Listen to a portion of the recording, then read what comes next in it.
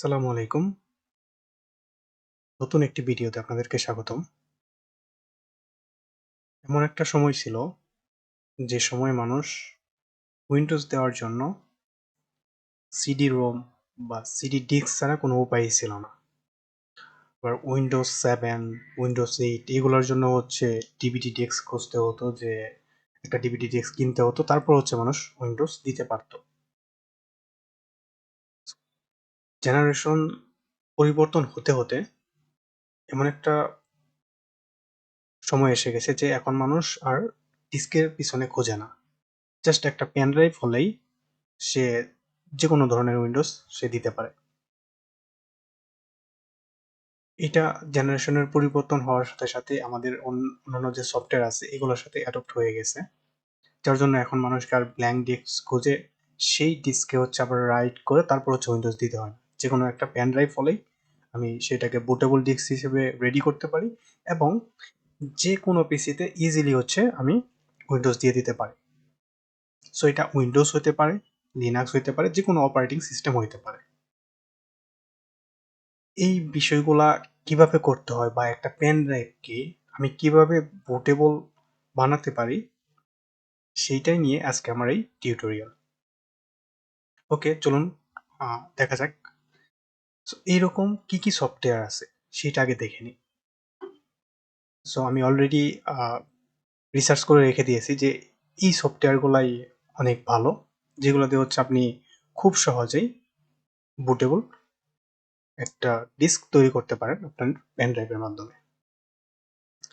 এটা উইন্ডোজের ডিফল্ট একটা টুলস ছিল, মানে মাইক্রোসফটের নিজস্ব একটা টুলস ছিল, যেটা ডাউনলোড করে ইজিলি আপনারা বুটেবল ডিস্ক বানাতে পারতেন। সো এইটা এখন তারা বন্ধ করে দিয়েছে, বা এই টুলসটা তারা আর আপডেট করছে না, যার জন্য এই টুলসটা আর অ্যাভেলেবল নেই। সো আরেকটা most popular tools Rufus. So এই সফটওয়্যারটাই most of the people use করে থাকে। সো কোনো পোর্টেবল ডিস্ক ক্রিয়েট করার ক্ষেত্রে এইটাই মোস্ট ইউজফুল একটা সফটওয়্যার, যেটার মাধ্যমে আপনি খুব ইজিলি যে কোনো টাইপের বুটেবল ডিস্ক তৈরি করতে পারেন। সো এটা লিনাক্স হতে পারে, উবুন্টু হতে পারে, তারপর কুবুন্টু হতে পারে, খালি লিনাক্স হতে পারে, উইন্ডোজ 8 হতে পারে, 7 হতে পারে, এক্সপি হতে পারে, যে কোনো ধরনের বুটেবল ডিস্ক আপনারা তৈরি করতে পারেন। সো এটা সেই সফটওয়্যার। আরেকটা আছে এইটা এইটা আবার আপনার ক্রস প্ল্যাটফর্ম সাপোর্ট করে। ক্রস প্ল্যাটফর্মটা যে আপনার এই সফটওয়্যারটা আপনি উইন্ডোজ ইউজ করতে পারবেন, লিনাক্সেও ইউজ করতে পারবেন। সো এটা দিয়ে আপনি সব ধরনের অপারেটিং সিস্টেম ইনস্টল করে আপনি বুটেবল ড্রাইভ তৈরি করতে পারবেন। সেখানে দেখতেছেন কি কি ভার্সন অ্যাভেলেবল আছে। আর লিনাক্সের জন্য মূলত এটাই খুব বেশি ইউজ হয়, বা আমিও ইউজ করতাম কোনো লিনাক্স বুটেবল ডিস্ক তৈরি করার জন্য। তারপর এটার একটা সফটওয়্যার আছে যেটা অনেক আগে ইউজ করতাম আমি, এটাও লাইট ওয়েট এবং এটাও মোটামুটি ভালো ছিল। এটা ইউজ করা হয়নি।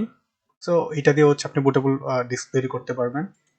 আরো কয়েকটা আছে, এটারও আবার পেইড ভার্সন আছে, ফ্রি ভার্সন অ্যাভেলেবল আছে, আবার পেইড ভার্সন আছে, এটাও চাইলে ইউজ করা যায়। তারপর আছে এইটা, এরকম আরো কয়েকটা আছে, সেগুলোতে আপনি বুটেবল ডিস্ক তৈরি করতে পারবেন।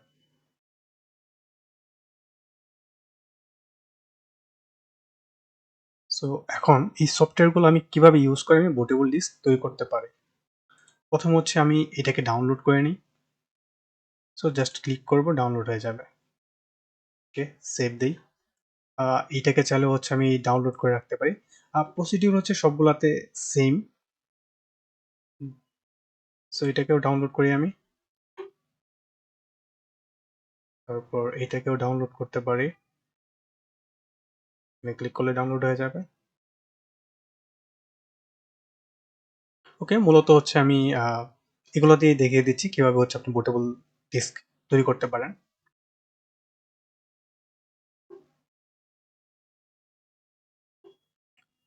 সো বুটেবল ডিস্ক তৈরি করার সময় আপনাকে যে বিষয়টা সর্বপ্রথম মাথায় রাখতে হবে, আপনার যে হার্ড ডিস্কটা আছে এইটা আসলে কোন পার্টিশনে আছে। সো দুই ধরনের পার্টিশন হয়, আগের ভার্সনে যেটা আছে সেটা হচ্ছে এমবিআর, আর লেটেস্ট যে পার্টিশনটা ইউজ করা হয় সেটা হচ্ছে জিপিটি। সো এটা আপনি কিভাবে দেখবেন যে আপনার হার্ড ডিস্কটা আসলে কোন পার্টিশনে আছে? সো আমি তাহলে হচ্ছে আমার ম্যানেজ অপশনে যাই। ওকে, এখান থেকে গিয়ে শো মোর অপশনস, ম্যানেজ। ওকে, এইখান থেকে যাওয়ার পর আপনি হচ্ছে ডিস্ক ম্যানেজমেন্টে যাবেন। ওকে, এখানে হচ্ছে আমার ডিস্ক আছে অনেকগুলো, যার জন্য একটু সময় লেগেছে। সো এইটা হচ্ছে আমার এসএসডি একটা। যদি আমি এইটাতে যাই, প্রপার্টিসে যাই, দেন হচ্ছে ভলিউমে যাই, এখানে দেখেন এমবিআর দেওয়া আছে। সো এটা হচ্ছে আমার এইচডিটি যেটা সেইটা। তারপর যদি আমি দেখি এইটা, সো এইটা কোন পার্টিশনে আছে? এইটা জিপিটিতে আছে। তারপর যদি আমার এসএসডিটা দেখি, এটা হচ্ছে জিপিটিতে আছে। এটা হচ্ছে আমার পেন ড্রাইভটা, যেটাতে হচ্ছে আমি বুটেবল করব। আমি তো দেখলাম আমার হার্ড ডিস্কটা কোন পার্টিশনে আছে, দেন হচ্ছে দেখছি হচ্ছে আমার পেন ড্রাইভটা কোন পার্টিশনে আছে। পেন ড্রাইভটা হচ্ছে জিপিটিতে আছে। সো আমি যদি আমার এইচডিটি, এটা যেটা আছে এইটাতে যদি আমি, so, এইখানে যে আমার হার্ড ডিস্ক এবং এসএসডি আছে, যদি আমি এই এইচডিডিতে উইন্ডোজ দিতে চাই, তাহলে অবশ্যই আমাকে আমার পেন ড্রাইভটাকে এমবিআর পার্টিশনে নিতে হবে।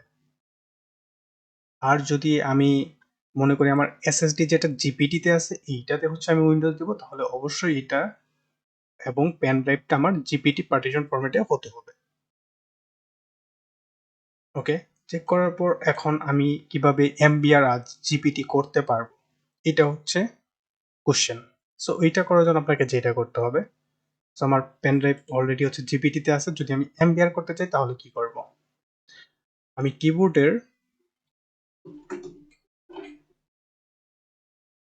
রান অপশনে যাব।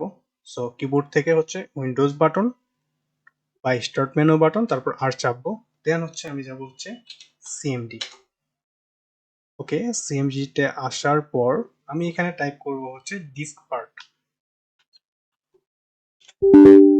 ওকে, ইয়েস দিয়ে দিলাম।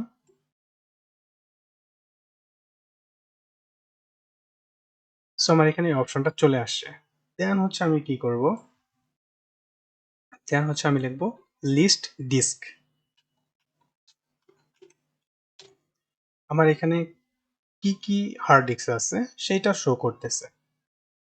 সো আমি এখান থেকে সিলেক্ট করব হচ্ছে ডিস্ক নাম্বার 3।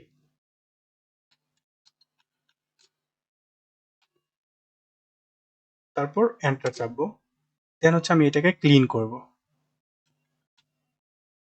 ক্লিন, তার মানে হচ্ছে আমার এই পেন ড্রাইভটা পুরোটাই ক্লিন হয়ে গেল, মানে পার্টিশন পুরোটাই রিমুভ হয়ে গেল। সো আমি এটাকে এখন হচ্ছে, যেহেতু এটা জিপিটিতে ছিল, আমি এটাকে এমবিআর এ কনভার্ট করব। তার জন্য কি করতে হবে,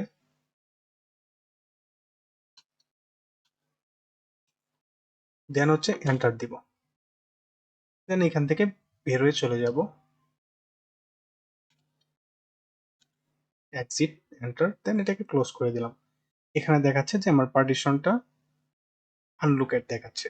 সো এটাকে হচ্ছে আমি নিউ সিম্পল ভলিউমে ক্রিয়েট করে নিই। ওকে, ওকে, এটা হচ্ছে ক্রিয়েট হয়ে গেছে।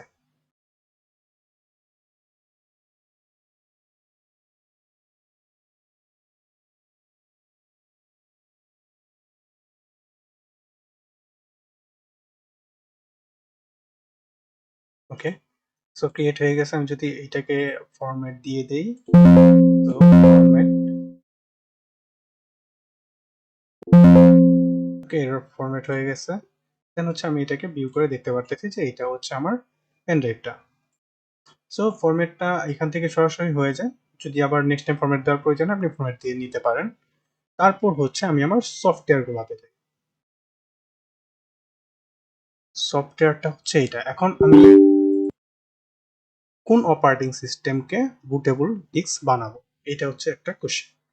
সো আমি যদি Windows operating system bootable disk বানাতে চাই, সেই ক্ষেত্রে হচ্ছে আমি উইন্ডোজের যে কোনো ভার্সন সেটার আইএসও ফাইলটা ডাউনলোড করতে হবে। সো এগুলো আমি কোথায় পাবো? যদি আমি লিখি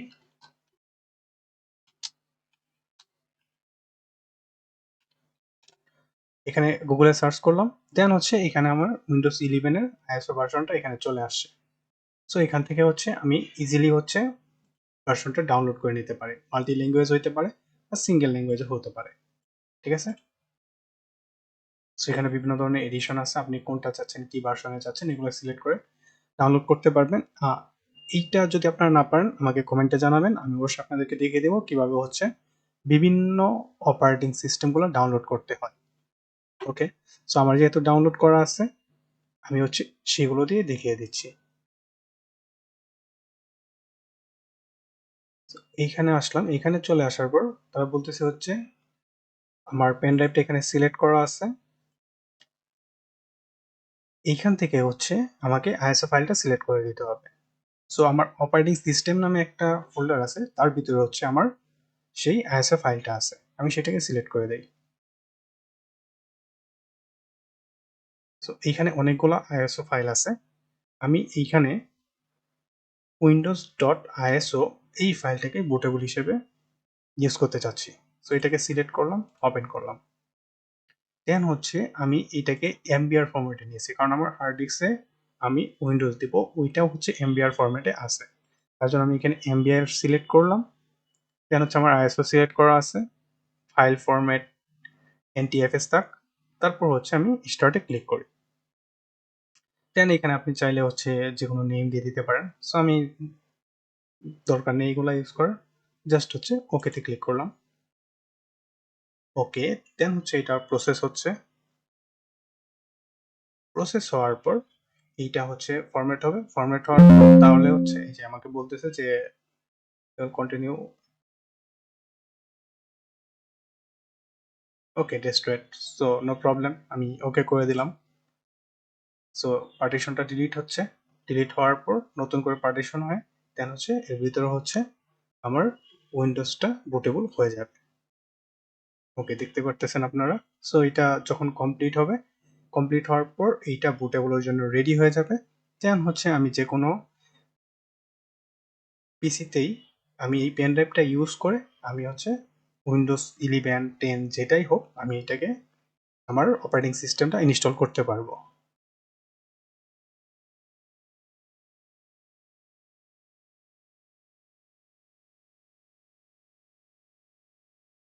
আপনাদের কোনো মতামত থাকলে অবশ্যই কমেন্টে জানাবেন, চ্যানেলটাকে সাবস্ক্রাইব করবেন, ভিডিওতে লাইক দিবেন।